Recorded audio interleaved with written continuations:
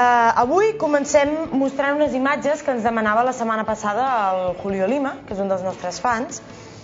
Si recordeu, ens va començar fent un comentari cadascú de nosaltres i finalment li va dir al cunyau que como tu voz la conocemos, ahora queremos ver tu diente solitario. Així és que nosaltres tot el que els nostres fans ens demanen ho fem realitat, aquí el teniu. ¡Hasta ahí! ¿Quién vive? Dice usted la que tenía con lo mato.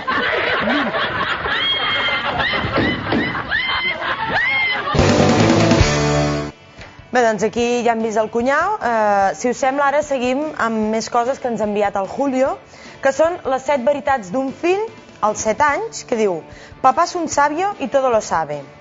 Als 14, me parece que papá se equivoca en algunas cosas. ¿Qué dice? Als 20, papá está un poco atrasado, no es de esta época. Als 25 ja diu, el viejo no sabe nada, decididamente está chocheando. Als 30, no sé si consultar al viejo, tal vez pudiera aconsejarme. Als 45, lástima que haya muerto el viejo, la verdad es que era un clarividente. Y als 60, pobre papá, era un sabio, lástima que lo comprendí tarde. I així és una mica l'evolució. És el cicle de la vida. Dels fills amb els papes. Molt bé, molt bé. Jo estic a l'època aquesta ja que entre que està atrasado i... Ja quasi estàs al no sé si consultar, ja. De moment estic més a prop encara de l'estar atrasado. Bueno, no queda gaire tampoc. Bueno, finalment acaba el correu dient-nos que hace un tiempo vi una película que Luis Mandoki dirigió en el año 1999 con Kevin Costner y Robin Wright, de protagonistas.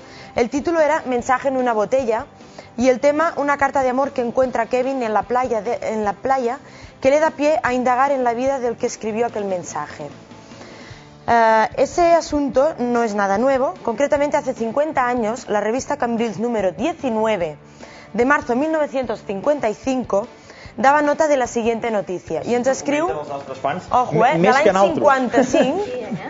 I ens escriu la notícia que deia aquesta revista número 19. Que no existia la revista digital de llavors. No. Y pica, nuestros pescadores siembran el mar de mensajes marianos. Hace ya unos días que los pescadores de la playa de Cambrils tuvieron el gozo de confiar a las aguas saladas 4.000 botellines sellados y lacrados conteniendo la exhortación al rezo del Santo Rosario e innovaciones a la Reina de los Mares, siendo este el motivo para propagar tan excelsa devoción.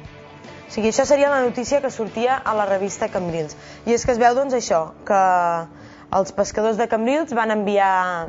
Botellins. Sí, 4.000 botellines amb missatges cap al mar que, vés a saber on han anat a parar. I aquesta és la pregunta que el Julio Lima es fa. Diu, ¿sabe alguien si alguna vez se encontró algunos de aquellos botellines? ¿Se tuvieron noticias posteriores? Jo no ho sé. Jo només sé que van trobar el Covid. Aquell Covid que van deixar anar a la clausura dels Jocs Olímpics, allò sí. Sí, però les ampolles no. Però les botellines de Cambrils no... Si algú ho sap, doncs es pot ficar en contacte amb nosaltres a molla@rtvcambrils.info o al 977 36 34 05 i donar la resposta al Julio. Hem de dir que això no és una endevinalla, que és una pregunta que... No, això és una pregunta que ha deixat ell així a l'aire i ja està. Finalment diu, saludos para todos, Julio Lima. Molt bé, un saludo. Bueno, ara hem acabat ja amb el que és el Julio, però es veu que ell no és l'únic que es queda amb les coses que nosaltres anem fent en els altres programes. Perquè també tenim el Joan Fortuny, que quan va veure el vídeo de la setmana passada sobre què no han de fer els futbolistes, ens va voler enviar això.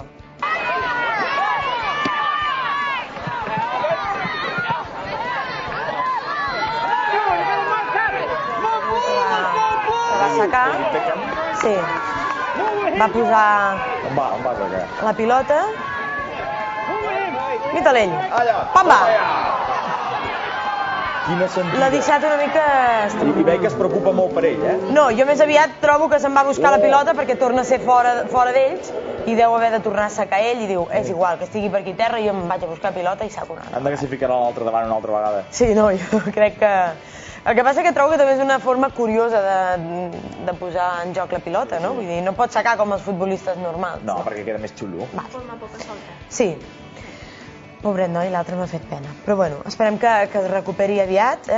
Del mateix Joan Fortuny també tenim un altre nen que juga a futbol, però en aquest cas ho fa sol perquè no té ningú amb qui jugar a futbol. Pobret. Fins que un dia pensa, potser que necessitaria un porter, no? I fa això. Yes!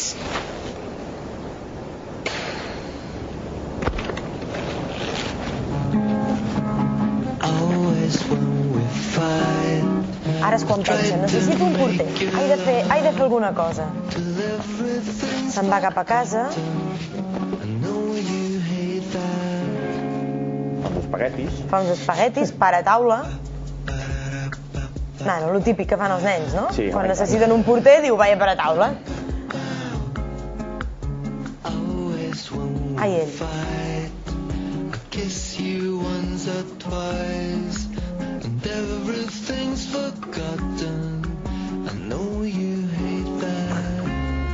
Deixa els pares sopant i se'n va a dormir. Més viu que la gana, aquest xiquet. Més viu que la gana. Diu, aquí hi ha massa llum. Afluixem-lo una miqueta. Romàntic. Molt bé, xiquet. I realment sembla ser que ja té el que volia. Sí, em serveix. Molt bé. Diu, aquest em serveix. Doncs apa.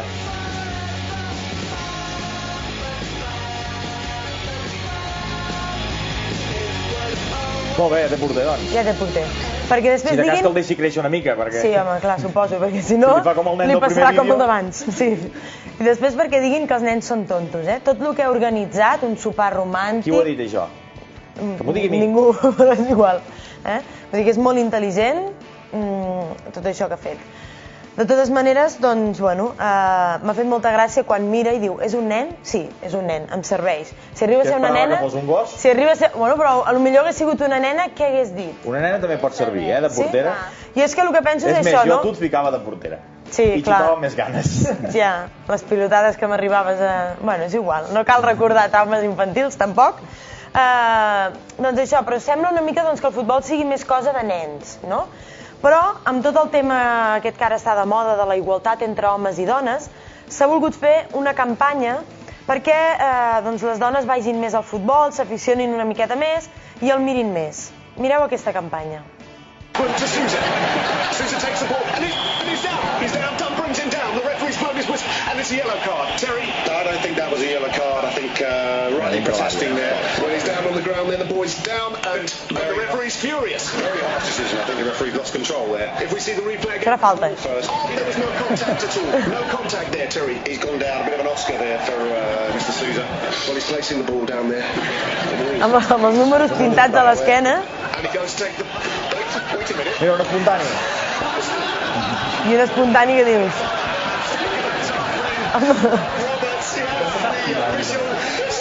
Doncs, i els polis amb la porra penjant. L'àrbitre és el que porta el pito penjant.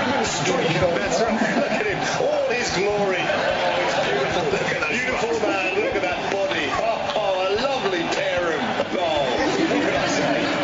Doncs aquí tenim aquesta campanya per veure si ens aficionem una miqueta més a veure futbol. L'Anna se'n va diumenge a veure el partit, al camp. Sí, no? Mira que no és molt futbolera, però l'has convençut. Jo m'ho passo bé amb l'ambient del camp. Sí, no? Clar. És el que més m'agrada. No m'estranya, no. De totes maneres, tot i que ens vulguin vendre molt això de la igualtat entre homes i dones, ara veurem el següent correu, és d'una fan que es diu Cristina, i ens mostra que realment les dones i els homes són molt diferents, tenim aficions i aspiracions diferents a la vida. Aquesta fan encara no ens havia enviat mai cap correu i m'ha dit que digui que és la padrina del Pere. Així que... La conec. Sí, no? Així que... Aquesta Setmana Santa! Molt bé. Ara ja és l'època de començar a dir padrina, padrina. Fins ara no era padrina, ara ja pot ser padrina. Així que, bueno, anem a mirar les diferències entre homes i dones segons la padrina del Pere. Mireu. Nou, dit is dus de huiskamer. En dan komen we hier bij de slaapkamer. Oh ja. Met...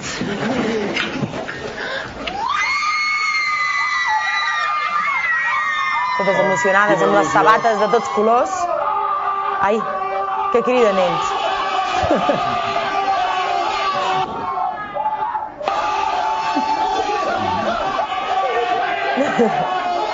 Perquè veieu que tenim aspiracions diferents, Sí, senyor, no aspirem al mateix.